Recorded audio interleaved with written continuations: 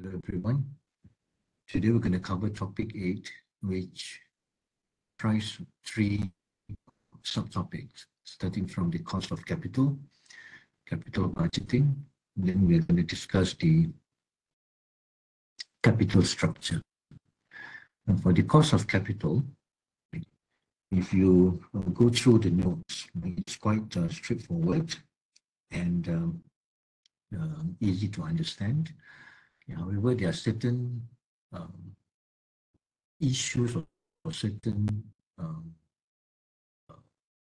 problems, which I would like to discuss in this video.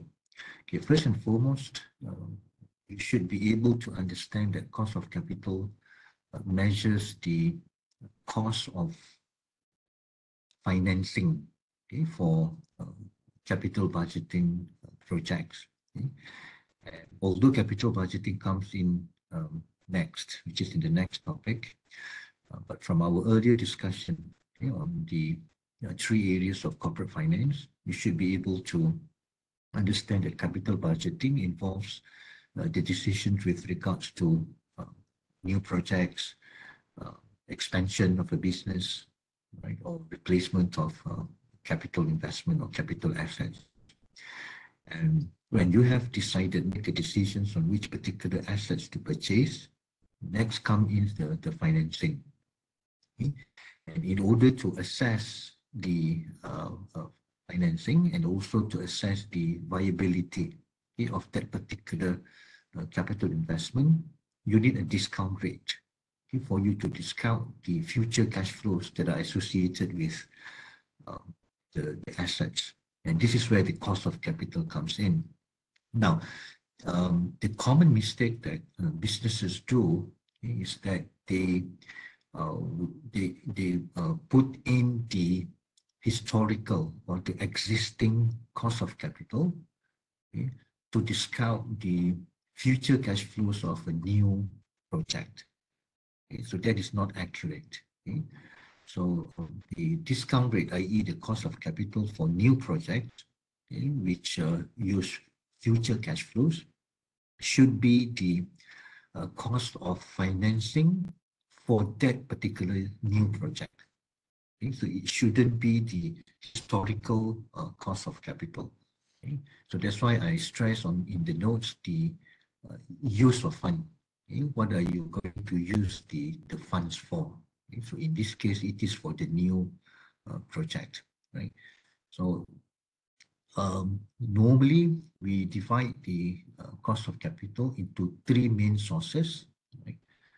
First is the debt, long-term debt, right? Secondly would be common stock, and certain companies also do issue preferred stocks. Right? So this is in addition to retained earnings, although retained earnings falls under equity, which is in the same group as in common stock. So what we should do would be to compute or to assess the cost of each of these sources of financing. Now, for cost of debt, the example show the calculation of yield to maturity. Right? Although bond valuation and stock valuation is not covered in your syllabus, right? But for this cost of debt, in order to calculate the cost of capital, you need to be able to understand and also to calculate the yield to maturity, which is basically the cost of debt in this sense. Now, why do we use bond? Because this is under the assumption that a large corporation typically would be able to issue bonds in the market, in the capital market. Now, if issuing bond is not possible, then the company may go to the bank for borrowings for other types of long-term debt. Right? So the essence here is that for the company to calculate the after-tax cost of debt. So if they say to purchase the new assets, they issue bond in this case, so you need to incorporate the yield to maturity for that particular bond, not the bond that you have issued in the past, not the historical cost. It's a forward-looking calculation such YTN to the bond, right? So in this case, I show here the example of how you can calculate first the yield to maturity, which later on would be the cost of debt. And knowing the tax rate of the company, we would then calculate the after-tax cost of debt in this case, right? Now, notice that there is an application of interpolation, right? So basically, in order to facilitate, right, this calculation of yield to maturity, first and foremost, you need to be able to calculate or to compute the value of the bond, right? The straight bond would normally have a coupon payment. Okay? So in order to calculate the value of the bond, right, what you need would be you need to know the coupon payment first, right? So the coupon payment would be the PMT. Right? Remember when we annuity in time value of money, this PMT here refers to the coupon payment. Okay? So 20 years. So the time the period is 20 years. Okay, matures in 20 years time. The coupon rate is 9%. So when the coupon rate is 9%, you multiply with the par value of 1,000, you will get a coupon payment of $90. So that's why the PMT will be $90 here, right? And the firm must sell the bonds for $980 to reflect the market price. Okay, so the company will issue the bond at $980 per bond, right? And with a flotation cost of 2%, okay, the value of the bond will be reduced accordingly, okay, by 2%. Okay. So to calculate the value of the bond is basically the PMT, okay, and then 1 minus, you follow the formula, the annuity formula. So by right, it should be I. Okay, but in the case of bond, the interest rate here would be the yield to maturity. Okay? And you make it to the power of, in this case, 20 years. So it should be negative 20, right? And altogether, everything, so negative 20 divided by I, is in this case, it's YTM. Okay, so this is the present value of the coupon payment, okay, for 20 years.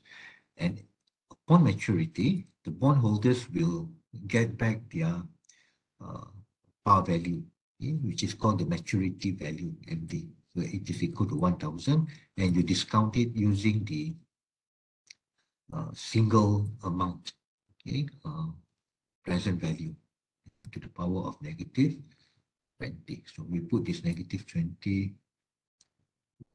So here, right? So this is the basic formula for the bond valuation. Now, your task here, okay, in this to find the cost of debt is to find the yield to maturity. What would be the corresponding yield to maturity for this particular bond, okay, which is issued at 980. So this 980 would be the value of the bond, and with this PMT of $90, right? Okay, so you just plug in, right, and you will solve this using interpolation, much the same like you solved the interest rate for an annuity when we did the time value of money. It's just that the value of the bond would be reduced by the flotation cost, right? And the rest are the same. You just whatever info given in the question. So you notice that when using before doing the interpolation, we should try first at a certain rate. Okay, so knowing that originally this bond has a coupon payment of 9% or coupon rate of 9%. Okay, so at YTM or interest rate of 9%, the value by default should automatically be 1,000. So that is one of the bond property. The property of a bond, which is the coupon rate that is equal to the yield to maturity the value would be 1,000. So your aim would be to find at what rate would the value of the bond be 960. Okay, in this case 960 because you minus the flotation cost. So you should try at a higher rate in order to find the value of the bond at a lower rate. Remember the inverse relationship. Okay, so by using interpolation, first of all, by using this formula here, you would find that the value of the bond at 10% would be 914. Okay, so the 960 that you are trying to find the YTM, right, at this value would be between this 9 and 10%. So using interpolation, as we have done before, the yield to maturity stood at 9.47%, but this is before tax. Okay, the tax rate is 40% given in the question. Okay, so multiply this with 1 minus 0.4 will give you 5.68% as the after-tax cost of debt, okay, using bond. Okay? In this case, using bond as the source of financing. Okay? So this is a case where you have to find the yield to maturity yourself. Okay? Sometimes the question will directly give you the yield to maturity. Okay? So you don't have to calculate the yield to maturity in this manner. This is I'm just showing if you were to calculate, okay, the yield to maturity by yourself, how would you do it? So this is the method, the way how to find the yield to maturity on your own. Now, if let's say the company also issue preferred stock, okay, preferred stock is, as we have covered earlier, is a hybrid, okay, between debt and also equity. Okay? It has a certain characteristics of debt and also equity. Okay? So in this case, the company is issuing 10% preferred stock. 10% preferred stock means the 10% refers to the preferred dividend, right? And you need to multiply the 10% by the par value of preferred stock. And the default par value of preferred stock is $100, as opposed to bonds, which is 1,000, and stock, the par value is $1. Okay? And the company is going to sell the preferred stock at $87 per share, and the flotation cost, in this case, the issuing cost would be $5 per share. So the net value would be reduced by $5 when they issue the preferred stock in the market, right? They will get less $5. 87 minus 5 is $82 per share, because $5 will go to the underwriter or merchant banks that are administrating or managing the issuance, okay, of the preferred stock. So this is quite straightforward. The dividend stood at $10, which is 10% times $100. And the value of the preferred stock is 82. So the cost of preferred stock would be the dividend, preferred dividend, divided by the net price or net value of the preferred stock, which is 12.2%. Okay, so that is preferred stock. And finally, the cost of equity. Okay, as I mentioned earlier, when it involves equity, normally the company would consider the retained earnings first.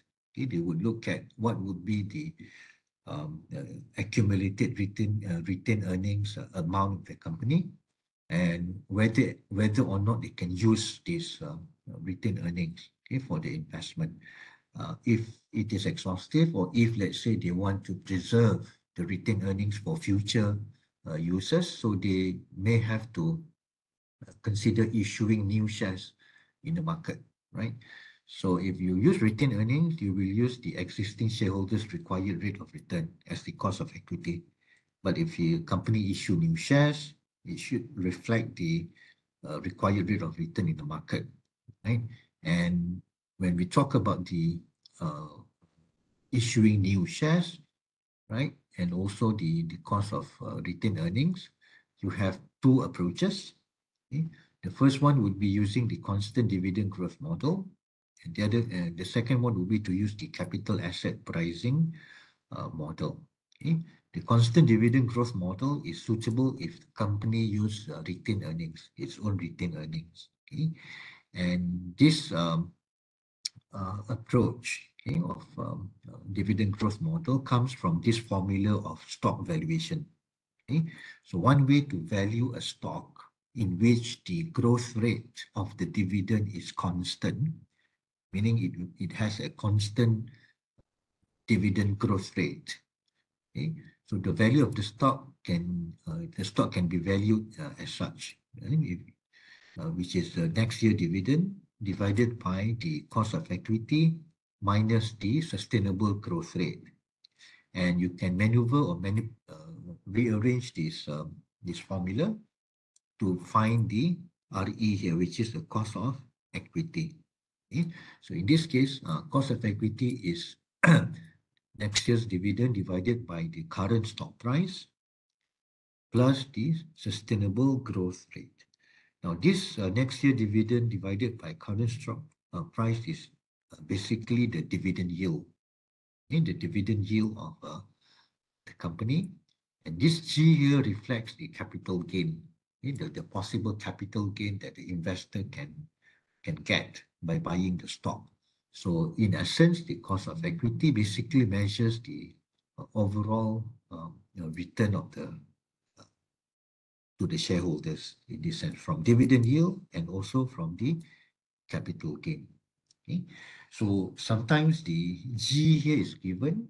Okay, the question straight away gives you what is the sustainable growth rate, and you need to find this component, which is a dividend yield. Sometimes you have to calculate the growth rate. In this case, the growth rate needs to be calculated. If you refer to this example, it gives you the current stock price, which is P0 here, is given, but the next year's dividend, which is D1, is also given. So you have this component here.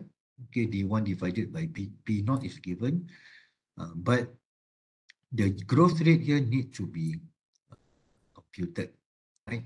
And the way to calculate the sustainable growth rate here is to use the 6 years dividend. And remember from what we have done earlier, when you have 6 years raw data, right, you can have it will give you 5 years of holding period return, right? And from there, you can calculate the average growth rate that can be used as the estimate for G, which is a sustainable growth rate, right?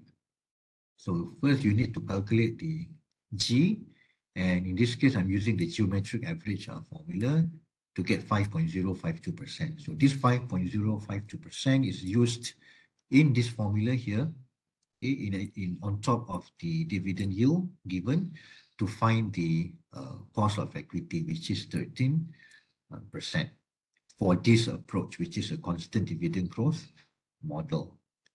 Now, another approach would be the capital asset pricing model. Okay? And this is when the company issues shares in the market, in the stock market. So we are using the capital asset pricing model, okay, as the proxy, okay, or the estimate to reflect the stock's systematic risk and its sensitivity, or how it moves in tandem with or in relation with the stock market. Okay, we have covered this earlier. So the cost of equity, okay, we use the capital asset pricing model formula, okay, where you need the risk-free rate, beta, market return, and risk-free rate. We apply this CAPM formula to find the cost of equity. So in this case, the beta is 1.5, risk-free rate is 7%, and the average market return is 11%.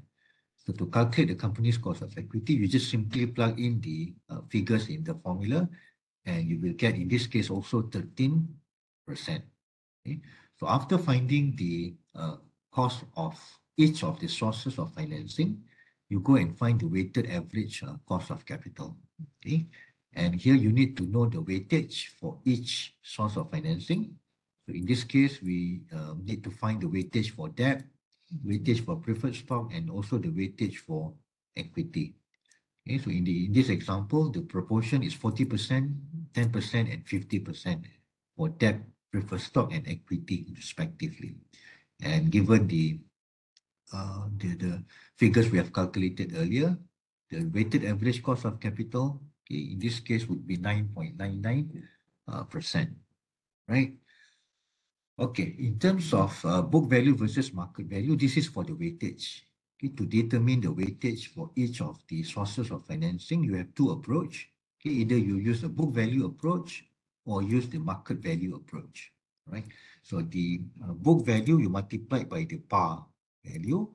The market value approach, you multiply by the current market price of the source of financing. Okay, so the market value approach would be more accurate. Okay? It reflects the current valuation of the each of the source of financing. Okay? So that is easy. In this case, if we change the weightage to reflect the market value, the overall weighted average cost of capital would increase to 10.45%, okay, compared to 9.99% earlier. Okay, and this is just an example, okay, which is I think cost of debt. You need to find the cost of debt. So first you have to find the yield to maturity, okay? And you can try this on your own, particularly in arriving at this value of the bond here using the formula I've shown up there, right? And then use the interpolation, right, to estimate the cost of debt, and then plug in the tax rate, one minus the tax rate to find the after-tax cost of debt, right? And this is another exercise. I just give you the answer. You can try on your own, see whether or not you get the 11.1% for the WACC in this case. Well, question number 3, also I give you the final answer, and also this is the weightage, right? Determine the weighted average cost of capital by calculating the cost with the respective weight, right? So I've done this for you as well. And then number 4, okay, I give you the final answer, 9.164%. You try this on your own. And if, let's say, you have a problem, we can discuss more in class, okay, in arriving at the answer. Okay. This is also in terms of the weightage. You need to find the weight first. Okay, this is the answer. Actually, the question actually up until here, okay, the value here, right? So the weightage and the specific cost need to be calculated, okay, based on the info given. Okay, right. Okay, this one. Then weighted marginal cost of capital. Now, in this weighted marginal cost of capital is the situation when the company has a certain capital structure, certain policy with regards to its debt to equity ratio that it wants to maintain. And also it has a certain policy whereby there is a capital rationing, meaning there is a limit as to how much the company can use, particularly in terms of its retained earnings, right?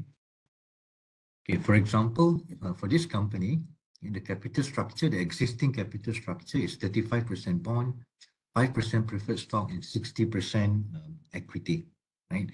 And these are the info with regards to the cost. Cost of debt is 10%, cost of preferred stock is 13%. And for the equity, if it's a new issue in the market, it will be 18%. If the company uses its retained earnings, it will be 16%.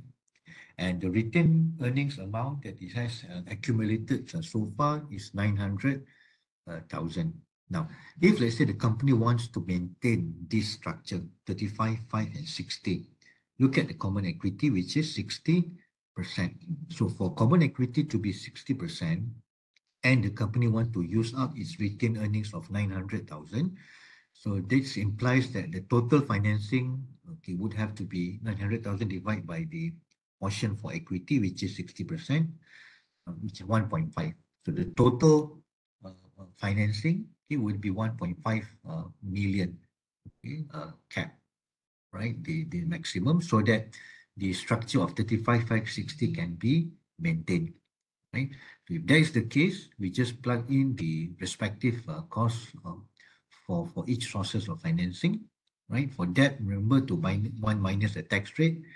This is for preferred stock, and this is for cost of equity using retained earnings, which is 16% here. Okay? And it will come to 12.7%. However, let's say the company needs additional capital, okay, which is beyond 1.5 million. Okay? So let's say the cost has risen, okay, or there is a need for an extra asset, okay, for example. So more than 1.5 million is needed. So if that is the case, the company has no choice, okay, because the retained earnings has been maxed out, right? You have used it to the maximum. So the company has to issue new shares in that case. So when issue new shares, they need to use the cost for new issuance, which is 18% instead of 16%. Okay, so in this case, the overall weighted cost of capital is called the weighted marginal cost of capital. Okay, because it has increased, we have break the existing ratio, the capital structure in terms of the ratio amongst the three sources of financing. So it becomes 13.9% instead of 12.7%, right? So where do we apply this concept of weighted marginal cost of capital? It's in the issue of capital rationing. So let's say we have a few choices, okay? And those projects are not mutually exclusive, okay, whereby you can choose more than one, right? And but then subject to the total financing allowed or total capital rationing in the company. Okay? So in this case, what we do is we would rank them according to the internal rate of return, the calculation of which we will cover in the next topic, right? And in this case, right, the weighted marginal cost of capital that we have calculated earlier, okay, which was 13.9%. Okay. In this case, 4 projects have the internal rate of return that is higher than WACC, and only one, right, project has internal rate of return higher than WMCC. Okay. So in this case, we choose project 2, and the next project that we would select is the second highest internal rate of return, which coincidentally costing 700. And when we add 800 with 700, it is exactly 1.5 million, right? This is just an example of the application of weighted marginal cost of capital. Okay, so this is the end for cost of capital. Okay, and we will discuss. Okay, if you have any inquiries or questions in class, particularly on the problems that I have shared and shown you, okay, that you need to try on your own.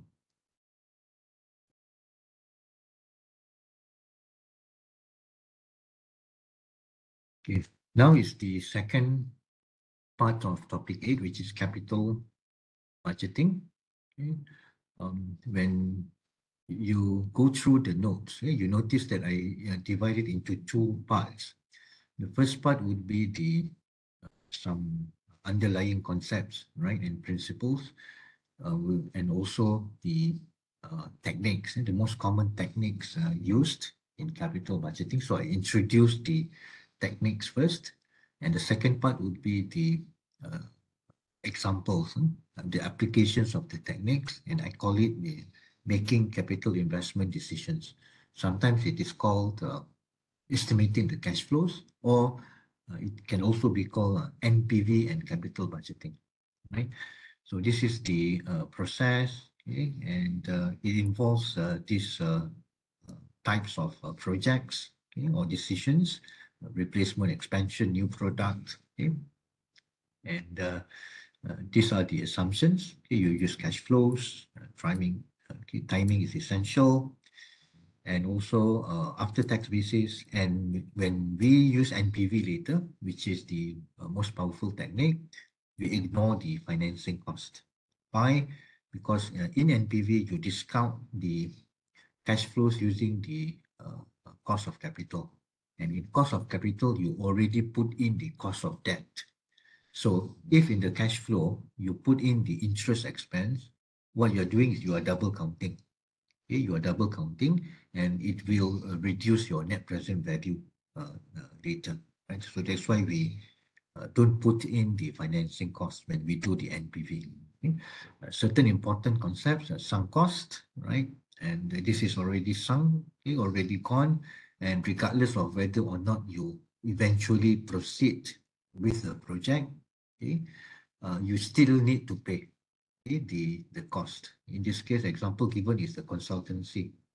When you hire a consultant to do feasibility study or market survey, right? So as a sunk cost, okay, you don't put it in. It's considered as irrelevant to the cash flow, right? Because no matter what, whether you proceed or not, okay, you still have to bear the cost no matter what. On the other hand, opportunity cost, however, will be put in. Okay, this is a slightly not difficult, okay, but sometimes hard to see, right? Because it doesn't involve an actual outflow. Money does not actually comes out of the company's pocket, but it is just an opportunity cost. Meaning, if let's say you don't pursue with the project, you have the potential of getting that cash flow. But now, since you proceed with the project, okay, you forego, you let go of the opportunity of getting that income, okay, or getting that cash flow. So that's why we recognize it, and it is considered as a relevant cash flow, and we put it in. Say for example, you want to use the vacant land that you own, okay, when you want to expand the factory. Okay, so let's say you decide to proceed, okay, to continue on with the project. So by proceeding with the project, what you have essentially done is you forego the opportunity to sell that land. And if the prevailing market value is 1 million, so this 1 million is called the opportunity cost, and it is recognized in the cash flow, right, as a cost. And the other concept would be the incremental cash flow, right? So the relevant cash flow would be the incremental cash flow. What would be the changes? What would be the incremental cash flow as a result of that capital budgeting decision? Okay, say for example, currently we are using this machine, okay, the old machine, and we generate sales of 1 million. And when you replace the new machine, your intention is to increase the sales figure, and it can increase to 1.5 million from 1 million previously. So in our cash flow, okay, we would record or recognize the incremental sales. Okay, the incremental sales will be 500,000. So we don't put in the new sales of 1.5 million in our cash flow. Okay, so we just going to record and recognize the incremental cash flow only. Okay, so similarly, the incremental cash flow can also be in the form of cost savings in this case, right? So the machine replacement would normally result in reduction in operating expense. So this reduction in operating expense is considered as cost savings, and it is an incremental cash flow as well that we put in our cash flow analysis, right? And externality, although normally it's quite difficult to come up with the accurate figures, but can also appear and occur in companies, particularly if they have another side effect or some external effect. Either it can be both, either positive or negative, right? Outflow for the company. Okay? And then there is the independent versus mutually exclusive projects, right? And then the sequencing, right? You can, let's say the project span, you need, let's say, 10 years or 12 years to complete the project. But the available assets in the market, okay, last only, say, for example, only 4 years. So in that case, we have a sequence, project sequencing, where you can purchase a sequence of several assets one after another until your project is finished. And normally, company have capital rationing. Rarely company have unlimited funds. So with capital rationing, there is another issue at stake whereby they need to select the capital investment projects that suit with their budget, okay, that they have. Now, let's go over the techniques. A payback period is most straightforward. I don't think I need to explain this. It is you can understand it and apply it directly. Okay, let's use these three types of cash flow or three types of projects, right? Starting from A, B, and C, and all of this has an initial investment or initial cost of 100,000. Is similar, and the total cash flows that resulting from all the three projects are also the same. The total will be 150. It's just that the pattern here are different. For A, it begins with the highest, high cash flow, and it reduces incrementally until 10K in fifth year. For B, it's the other way around. It starts small but ends with the highest cash flow. For C, it's the same. This is an annuity, 30,000 per year for 5 years. So with a different pattern of the cash flow in terms of the magnitude, right? It will result in a different result in capital budgeting techniques, from capital budgeting to NPV, profitability index, as well as the internal rate of return. Okay? So for payback, it's how long will it take for the company to recover back its initial outlay. So the initial outlay was 100K. So for project A, okay, how long will it take to cover back the 100K? So after 2 years, okay, it's 90. So you need 10,000 more, and that 10,000 is from the third year cash flow. Okay, so since you are using the 10,000 from the third year cash flow, it is 10,000 divided by 30,000, and you add with the 2 year denotes the 2 years. Okay, the 2 years that you need to cover the first 90,000. Okay, so it's 2.33 years for project A. If you do the same for project B, you will get 3.33 years, slightly longer, right? Because of the lower cash flow at the beginning here. And for the third one, project C, you will take, for project B is 4 years. Okay, for project C is 3.33 years. In this case, the project which result in the shortest payback period would be project A, which is 2.33 years. But of course, this is a very crude method, okay? Because it ignores the time value of money, and also it does not consider the timing and the size of the cash flows, right? So let's say in this case, the cash flows in year 4 and 5, right? It's not like this. Let's say it is much greater for cash flow B. So let's say in year 4, it is 80,000 or 100,000 for that matter, right? So you are basically ignoring the later cash flow, the timing, and also the size of the cash flows, right? And of course, the greatest weakness would be the time value of money, because you don't discount the cash flows. Now, in order to resolve this,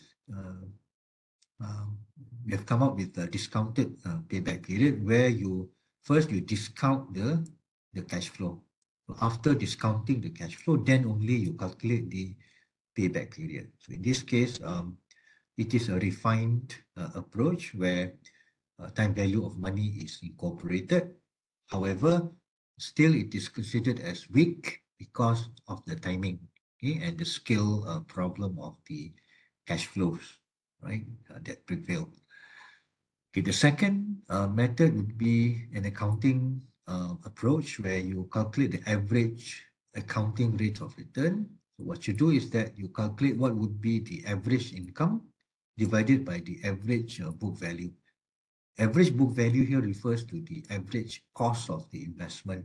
So in this case, it's a 5-year project. So every year there is a net income recorded, and it is on the back of investing $200,000 in an asset. And this asset has a starting value of 200K and the end value is zero. So it is fully depreciated throughout the 5-year time period, 5-year span, right? So in this case, the average net income, if you average out all these 5 years net income, it is 18,000, and the average book value is 200 minus 0 divided by 2, which is 100,000. So the average accounting rate of return is simply 18%. But we rarely use this. Okay, this is just something that accountants use as a benchmark in order to look at the so-called profitability over the 5-year period, taking into account the net income and also the book value of the asset. Now, the third method, which is the most popular, and in fact, the so-called most powerful method would be the NPV, net present value, where you discount each and every cash flow first, okay, with the proper discount rate. And the discount rate here is what we have discussed in the earlier part, which is the cost of capital, the weighted average cost of capital. Okay? So using the same sets of cash flow, right, and assuming that the discount rate is 10%, okay, and so to calculate the NPV, you simply discount each of the cash flow in each year, respectively here. Okay? And for project A, the NPV will be 20,921. This is NPV for project B, and this is NPV for project 3. Notice that for project 3, you don't discount one by one. You can use the annuity formula here. Okay? It is much faster using the annuity because it's an annuity, okay? Level amount every year. Right, so in this case, the rule of thumb would be if the NPV is positive, which is greater than 0, you will accept it. Okay? If it is less than 0, you will reject it. And if, let's say, it is the independent, not mutually exclusive, right? You can choose more than one. You choose the one, if you can choose 2, let's say you choose the A and C, right? If you can choose 3, you choose all 3. But if it is mutually exclusive, right, then you will choose the highest, the one with the highest NPV, right?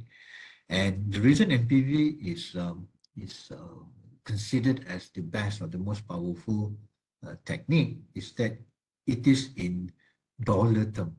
Okay, the answer rather than percentages, okay, or ratio, it is in dollar term, and you can tie it directly with the shareholders' wealth, right? So you can interpret it, okay, and put it in such a way that it can add value to the company. It provides additional value in monetary term, in dollar term, right, rather than percentage or ratio. So that is the reason why NPV is considered as the best, particularly when there is a conflict later in choosing between the NPV or internal rate of return or the profitability index, okay, when the answers or the results are conflicting with each other. And of course, since a present value, okay, NPV is basically a present value application, it should be inversely related to the discount rate. Okay? So in our case, just now we use 10%. But of course, if let's say the cost of capital is higher, then the NPV definitely will be smaller. Remember the inverse relationship in between the two. Now, profitability index is a maneuver of NPV, similar to NPV, except that instead of minus the initial outlay, now you divide with the initial outlay. You divide here, right? Because you want to express it in the form of ratio or index, right?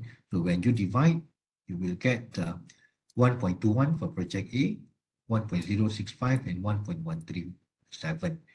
And if the NPV is positive, then the profitability index should be greater than that one.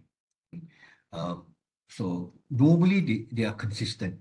Okay? When the whatever results that you get for profitability index is consistent with the results for NPV. Okay? However, if let's say there is a difference in terms of scale, right, the cash flow scale, then there would be a conflict. Okay, say for example, we have these two to compare, project A and B. Notice that this is a small project, this is a big project. Okay, the initial outlay here is 5,000, the initial outlay here is 55,000. And these are the cash flows, okay, generated from the project. If you calculate the NPV, okay, using 10% at 10%, okay, the NPV of project B is greater with 5,000 as opposed to only 1,000 for project A. But if you calculate the profitability index, okay, project A has a higher profitability index. Okay, and this is logically because of the lower denominator, okay, in terms of the initial outlay compared to a higher denominator for project B here. Okay, so of course, with this conflict, if you have to choose between the two, which one would you choose, right? So normally we would choose project B because it has a higher net present value, okay, even though project A has a higher profitability index. Okay? But notice that there is a possibility that this project A is a mini series. Okay? It can be duplicated, right, and run simultaneously to generate the cash flow. Okay, and notice that the cost of 5,000 here reflects that project B, okay, is 11 times the value of project A. So what it means is that if that it is possible for you to duplicate, okay, or to run 11 projects A simultaneously, hence you will be getting 11 times the NPV of 1,000. So the NPV, the total NPV would be 11,000. Okay, and in this case, right, the NPV would be higher, and the profitability index is maintained. Is also higher at 1.2, given the new numerator and denominator. Even though the value changes, but the ratio of 1.2 remains the same. Right? So sometimes this can also happen, right? And you need to compare it accordingly. Okay, and the final one will be the internal rate of return. Okay, so this is the rate of return. Okay, basically we are solving for the discount rate that are contained in the formula, and the question would be, what would be the rate, okay, that will result in zero NPV, that will make our NPV to be zero. Why are we doing this? Because we want to find this hurdle rate. We will later define it as the hurdle rate, okay, as the rate, okay, because the discount rate has to be lower than this hurdle, okay, than this internal rate of return, okay, for the project to have a positive NPV, okay, to be positive. And this is important because when companies go to find financing, right, and if they have calculated the internal rate of return beforehand, right, so when they negotiate for the rates of financing, okay, they would have a benchmark, they would have a guide to guide them as to what would be the maximum that they can accept from the banks, okay, or from the financiers. Right?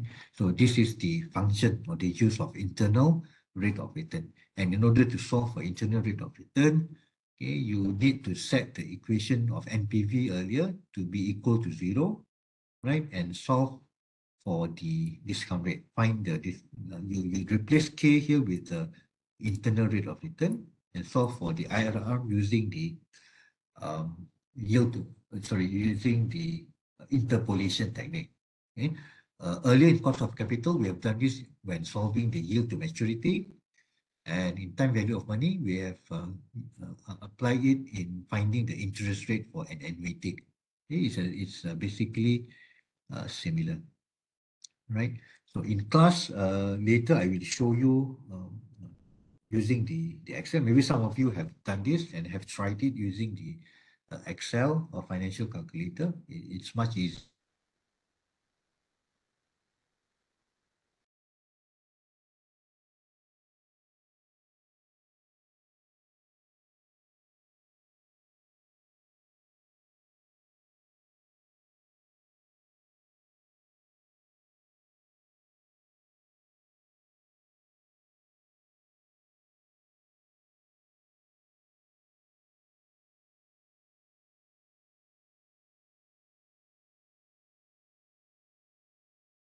using interest rate of 10% earlier, we have actually calculated the NPV. Okay, we have calculated the NPV and it stood at 20,931. This is for project A. Okay, so use this as the starting point, starting platform, and from here you move forward. Okay, your objective would be to answer this: at what rate will the NPV become zero? Okay, in order for this NPV to go to zero, okay, you should try at the rate that is higher than 10%. Right?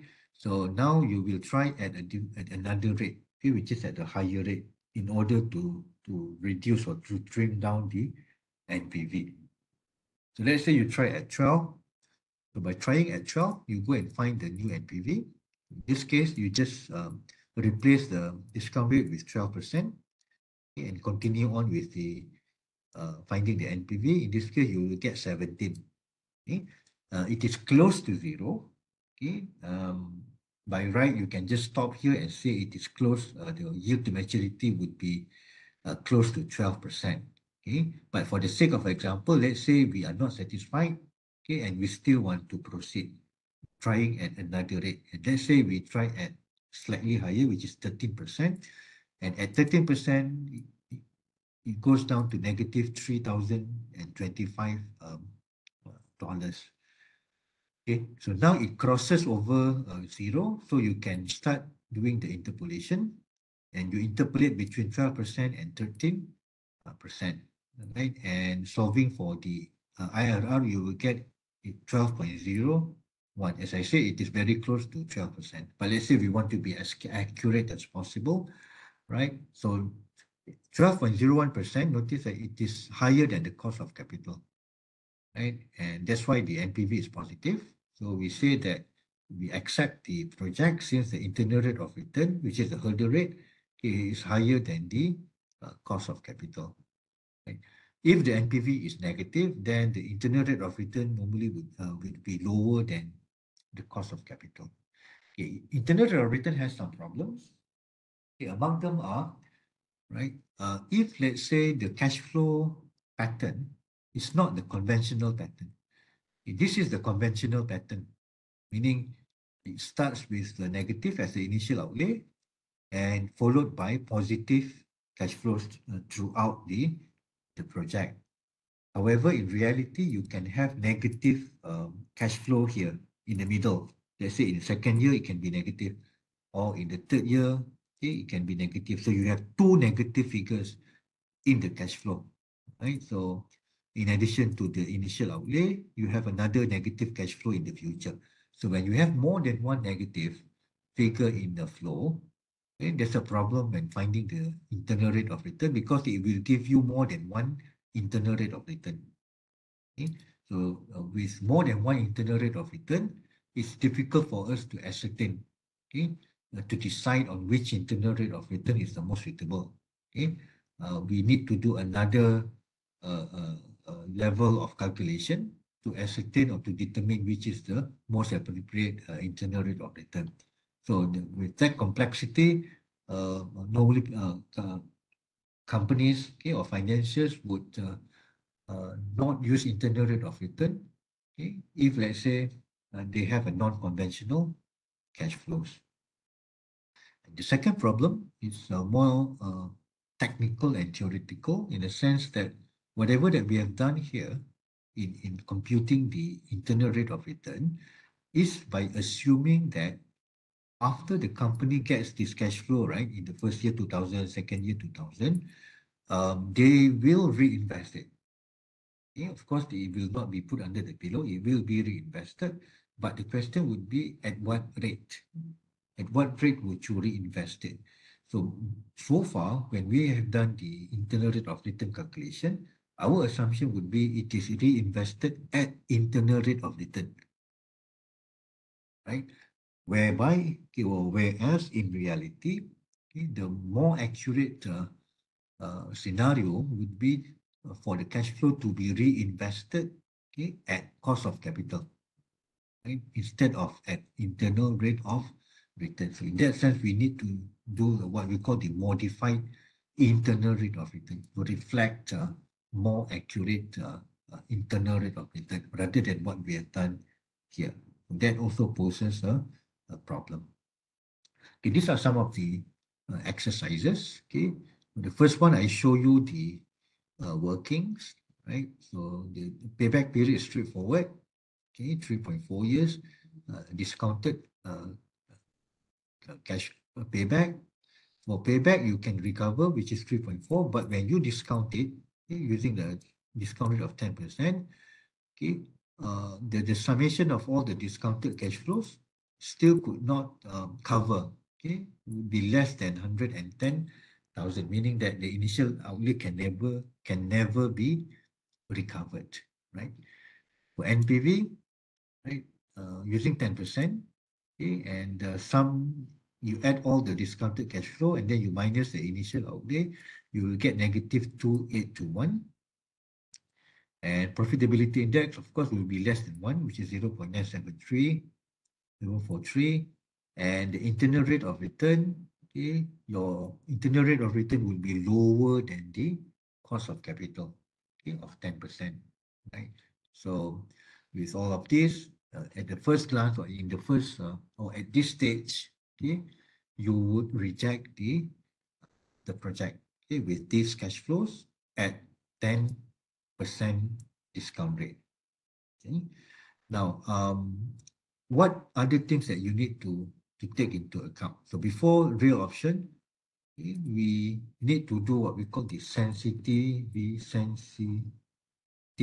analysis and scenario analysis, okay, to come up with a more accurate, okay, figures, particularly for NPV. Okay. Sensitivity analysis is to look at each of the input. Okay. First is the cash flow in terms of the growth function, okay, the model that you use to forecast the cash flow, and also the discount rate. At what rate do you discount the cash flows? Okay. So you know that if you change, right, the figure, if let's say the growth rate instead of 5%, okay, there is a possibility that it can also grow by 10% or it can decline by 5%. Okay, so you test at all those figures and look at by how much your NPV would change. And you do the same for the discount rate. Okay, instead of just 10% here, so you also test at 12% and another one you test at 8%. And to see between the cash flow growth, the growth rate of cash flow, and the discount rate, which one the NPV is sensitive to which particular variable or input. Okay, and then that would impact, okay, or affect your decisions, okay, when it comes to preparing the model for capital budgeting. And scenario analysis is more on attaching a certain probability for a possible state of the economy in the future. Okay, so let's say you say that what comes later, next year or next 2 years, may be uncertain. There is a possibility of a recession, for example, or it can be continue as normal as this year, or there can be a growth, okay, a boom, let's say. So you work with economists and come up with the corresponding or the suitable probabilities for each state of the economy, and you see how your NPV will change, okay, in the analysis. Okay, so that is the what you can do instead of just stopping here, right? You can proceed, but of course, for your course, you are not in this syllabus. You are not expected to do this. Yeah, I'm just throwing you, giving you the knowledge, saying that in reality you are not stopping here, right? There is a follow through, okay, follow through exercises and decisions that need to be made, right, in terms of the analysis. Okay, and then real options can also be considered, whereby many projects, particularly new projects, right? If you incorporate the option to expand, then the seemingly negative NPV, right, that you do can turn into positive. If, let's say, you take into account or you incorporate the option to expand. Okay, say you start with opening up the first outlet, okay, the maiden, the first outlet, it turns out to be negative. But if you consider, right, expanding to 2 or 3 more outlets after the first year, okay, you see, okay, after the first year, you will see what would be the response, what would be the taste of the market, okay, the preference of the consumer, and then you improvise, adjust accordingly, and you open new outlets or new branches after that. Okay, so early on, you capture all this, you capture the possibilities of expansion, right? Plug in or incorporate in all the figures in order to improvise your NPV. Okay, so rather than doing a standalone NPV analysis on only the first branch or the first outlet, okay, you incorporate the possibilities of expansion early on. Secondly, would be for you to also consider the option to terminate, right? Let's say after the first year, if it fails, okay, if you cannot capture the market, cannot sell the product, you would then decide to terminate. And upon terminating, you would sell the assets that you have purchased currently in the first in year 0. So by having this possibility of selling the assets when you terminate after the first year, what you do is you are going to either reduce the impact of negative NPV, or in some cases, your NPV will turn out to be positive after all, because certain assets may not depreciate that much in terms of its value, all right? And certain assets may increase in its value, right? So there is a possibility if you consider this option, which is to terminate the project. And third would be the option to delay. Okay, this is particularly common in, say, pharmaceutical, right, company, which involves a huge amount of research and development, and also mining industry, right, mining businesses. Okay, in pharmaceutical, normally you will take years to develop a certain product, and sometimes you manage the timing. You don't immediately sell it now. Okay, you may want to wait for certain conditions in the market, whatever changes or development out there in terms of regulation and whatnot, right? So the product will be launched later. Okay? So if you do the analysis then and there, right, without taking into account the delay option, definitely it will be negative. Definitely, because there's no sales just yet. Similar to mining. Sometimes when companies do exploration, right, it will take years, it will cost them huge amount of money. Okay? But of course, nothing will be sold during the first year or even second or third year. Okay? Maybe up until the 4th or the 5th year, then only there would be discovery and company would be, successfully sell whatever minerals that they find. Okay? So by taking into account this option to delay, you would incorporate the future cash flows, right, that comes in with the option to delay, and it will improve your NPV to become positive, possibly. Right. So question number 2, I need you to do on your own, right? Try to do it, and I will check and discuss in class later with regards to the answers here. But try on your own first. Okay.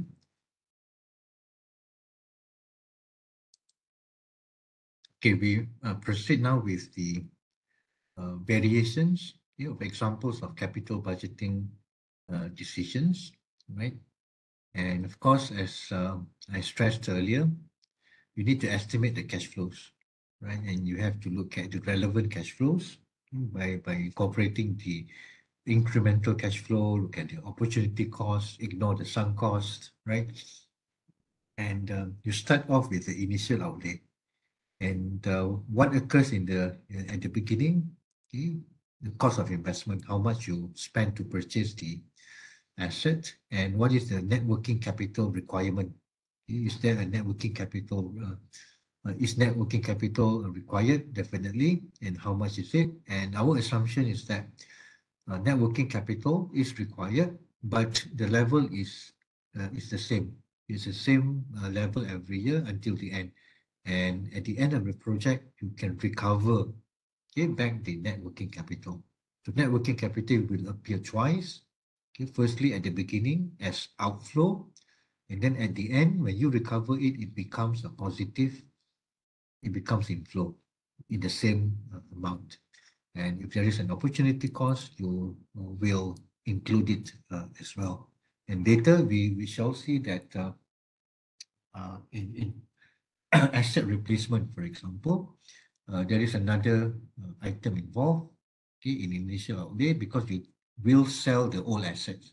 And selling the old assets means you have capital gain, and you will get cash out of selling the assets, but you also need to pay tax on the capital gain on the assets that you sold, right? So that is if there is a asset replacement decision involved. Okay, this is the typical cash flow. You deduct the depreciation here because you want to reduce the tax, and after deducting the taxes and you get the net income, you will add back the depreciation. Okay. The depreciation, we will use the simplified straight line most of the time. The simplified straight line is simple, right? You just cost of the asset divided by the useful life in the number of years, okay, for the asset to be fully utilized. Okay, and let's look at the first example, the easiest one, right? This is the investment of 100K in this machine, right? And we install it in the land, vacant land besides the current factory. 5 years useful life, hence the annual depreciation is 20K, right? And it requires a net working capital of 10K, and it will remain constant throughout the 5-year period, right? And recoverable at the end of the period. And the company also hired a consultant, 5,000 ringgit to conduct a feasibility study. Of course, this is a sunk cost, so it is not included. And the machine is expected to provide annual sales of 120K. So the whole 120K is considered as incremental sales. Operating cost is 50% of sales, tax 25%, cost of capital is 10%. And the market value of the land is 80,000, and this is the opportunity cost, which you will put in the initial outlay.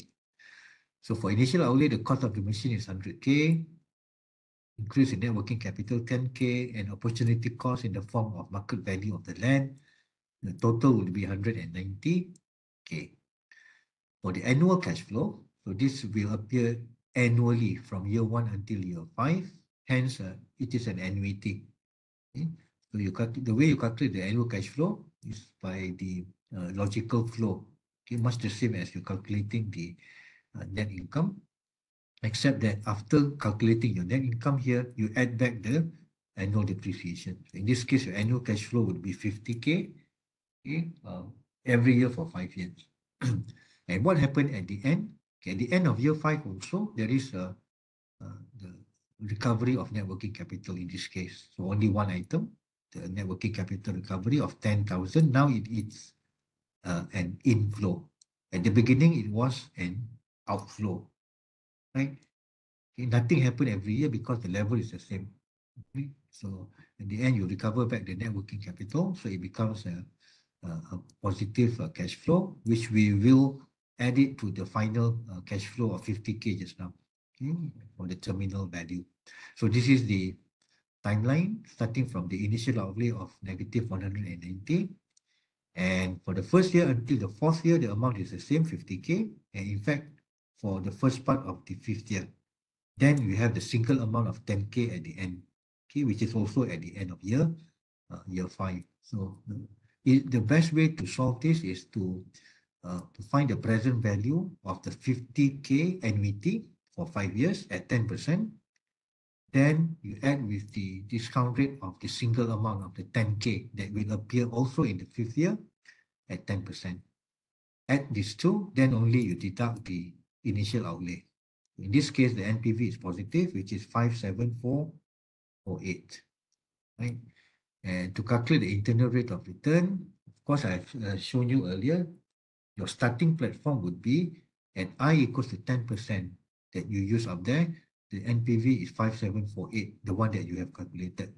So your objective is to find the rate that will make the NPV equals to 0. So you will try at a higher rate, in this case 12%. So NPV will be negative 4086. So now you can interpolate between these two, okay, and find the internal rate of return, which is 11.17%. Okay, in class later, I will show you to use the Excel. In fact, you can go and find it yourself. Try to use the Excel. You will get the 11.15%, which is more accurate actually. This one is approximation, okay, because we interpolate between 10% and 12%. Okay, however, both are acceptable.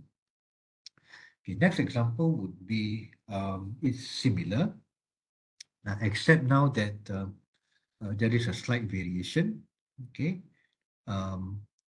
there is an installation cost. Okay, when you buy the machine, there is an installation cost of 20K. So what do you do with the installation cost? You add it with the cost of buying the machine. Okay, you add the 127K for the cost and the installation of 20K. Then only you divide by 5 years to find the annual depreciation. Okay? And the other thing is that this project, in addition to increasing the annual revenue, okay, by 85,000, okay, and the cost is 35%. The operating cost is 35% of revenue. Okay? And the machine can be sold at a price of 50K at the end of its life.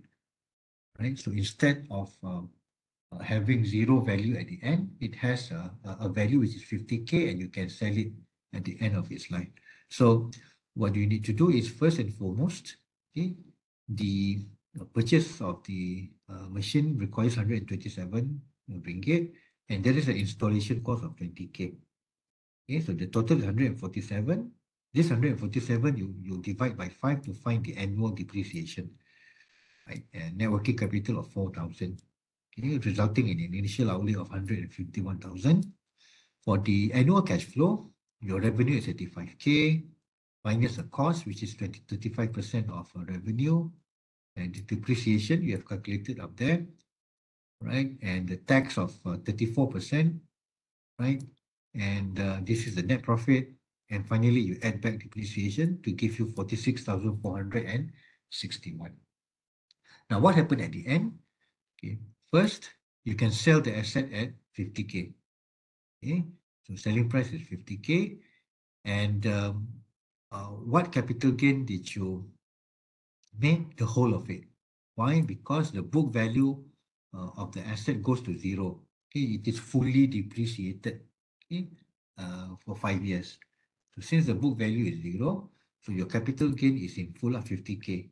So with this capital gain of 50,000, okay, you are taxed at 34,000. So the tax that you have to pay by having this capital gain of 50,000, okay, the tax would be 17,000. So it's an outflow because you pay tax. That's why it's negative. Then, of course, don't forget your net working capital that you recover at the end, which is 4,000, resulting in the terminal cash flow at the end of year 5 of 37,000. So similarly, you use the same approach earlier. This part, you use annuity, the 46,461 for 5 years, and the terminal value is a single amount, right? And discount rate is 14%. Okay, look at the cost of capital here is 14%. That's why you discount them at 14% and deduct with the initial outlay of 151,000. That gives you an NPV of 27,721. Right. Now let's look at another example. Okay. In this example, there is a difference between the project life, which is 3 years, and the assets life, which is 5 years, right? So your project is only 3 years, and at the end of the project, your asset that you purchase will not be fully depreciated because its useful life is 5 years. It will only be fully depreciated at end of year 5, whereas your project already ends at the end of year 3. Okay, and after the end of the project, which is end of year 3, you can sell the asset at $200,000, right? And net working capital is 25K. Revenue will increase by 220,000 per year, and defect cost will fall by 10K. So therefore, there are two components here. First, your incremental revenue, and then incremental cash flow in the forms of cost savings, because cost will fall by 10K. So you have to incorporate both, 220K and 10K. Operating cost will rise by 30,000 per year, cost of capital 12%. Tax rate is 34%, right? So the cost of the machine is 400K, shipping and installation is 20. Okay, you add them both, then only you divide by 5 to calculate the annual depreciation of 84,000. And then there's a net working capital requirement at the beginning, 25K. So your total initial outlay will be 445,000. Your incremental revenue is 220, cost savings is 10K, operating cost 30K, depreciation just now was 84,000. Your profit before tax is 116, tax rate 34%. So this is your tax. And your net profit is 76,560, and you add back depreciation to give you an annual cash flow of $160,560. Now for terminal value, you sell the machine at 200,000. Okay, so when selling the machine, you will get the cash, 200K. Okay, that is one part. And then you have to calculate the tax. To calculate the tax, you need to first calculate what would be the book value, okay, of the asset after 3 years. Okay? So remember, the machine life is 5 years and depreciation is 84K per year. So after 3 years, right, you will depreciate 252. Okay? 3 years times 84,000 per year depreciation. The end of third year, you will depreciate 252. So what would be the book value balance? Okay, the book value would be 168,000 that is not depreciated yet. So the capital gain is calculated as the selling price minus the book value. So you sell it at 200,000, and with a book value of 168, your gain is only 32,000. So your tax, okay, is computed based on this capital gain, not on this selling price like earlier. In the earlier example, the tax is calculated on the selling price because the book value is 0.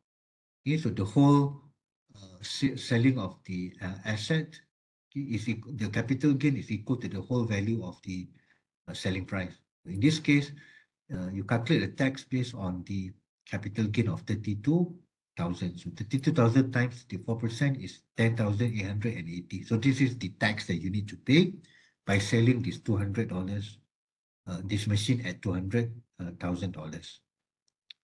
And you recover the net working capital. So the terminal value is 214,120. And then go and calculate the NPV, you will get 93,044, and your internal rate of return will be 22.1%. Okay. And finally, example of asset replacement. Okay, this is slightly different in the sense that the project is 10 years, right? The project is 10 years. And when you started the project last time, right, you buy this asset. Okay, you buy this asset, which is expected to have a 10-year useful life. But after 5 years, you decided to change to a new asset, to a more modern and more efficient, okay, machine, for example. Okay, so when you bought it last time, it was 1.125 million, and supposed to have a 10-year useful life. Okay, but 5 years went by, okay, and you decide to change, right? So first and foremost, you calculate the annual depreciation, which is 1.125 million divided by 10 years, okay, amount to 112,500. And you can sell it today at 400,000.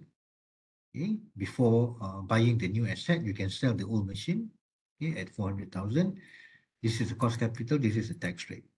Now, the new asset that you want to replace it with, right? The cost is 1.75 million, and there is a shipping and installation of 56. Requirement for working capital is 68,000. It has a 5-year useful life, so just nice for the next 5 years of the project. Okay, so it will coincide with the end of the project. Okay, simplified straight line. Sales increased by 285. Operating expenses will fall by $100,000. Already paid 15K for training program, which is considered as sunk costs in this case, right? And selling price of the asset after year 5 is 500,000. So this new asset can also be sold later, okay, after the end of the project at 500,000. Okay, this is a cost of capital, which is the same as earlier, which is 40% and 35% tax rate. Okay, so the difference here with asset replacement is that before this, you have an annual depreciation of $112,500. With the new machine, okay, you have a depreciation of $361,200. So you only recognize the incremental depreciation. Okay, meaning in your cash flow, you don't put in the new depreciation of 361,000, right?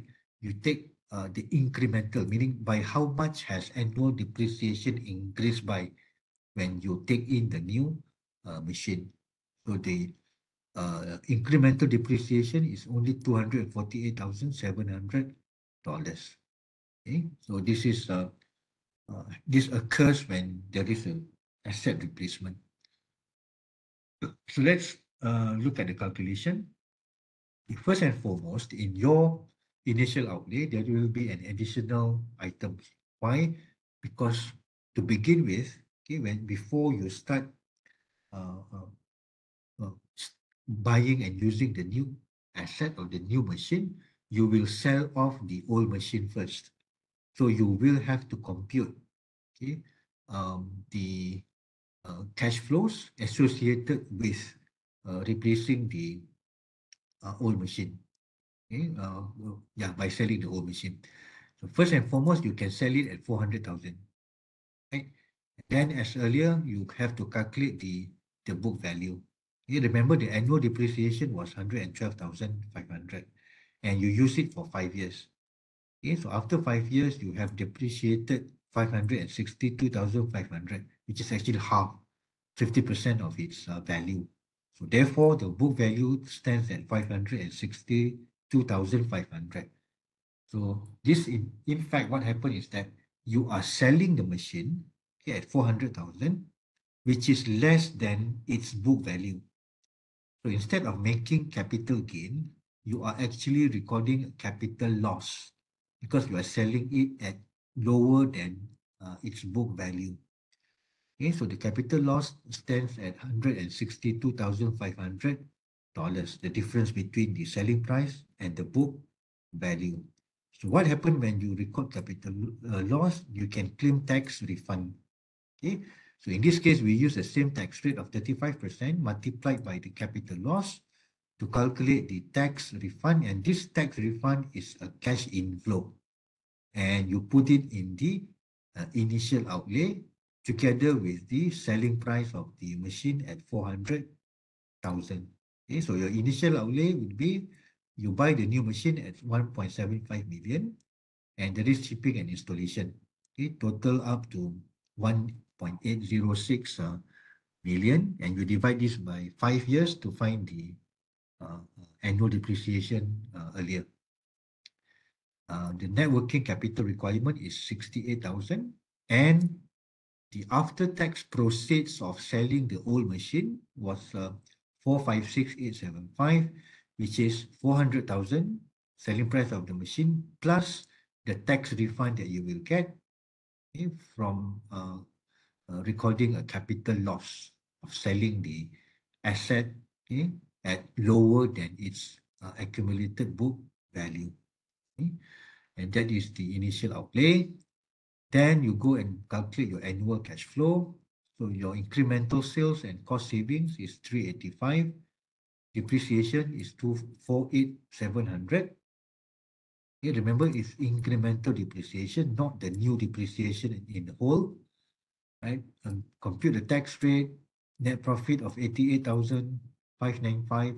Add back the depreciation, and your cash flow would be $337,295. Okay. And finally, for terminal value, you can sell the new machine at the end at $500,000, and these new assets will be fully depreciated. So that's why its book value at the end would be zero. So since it will have a zero book value, so your capital gain is the whole full 500,000 here, the amount that you sell the asset.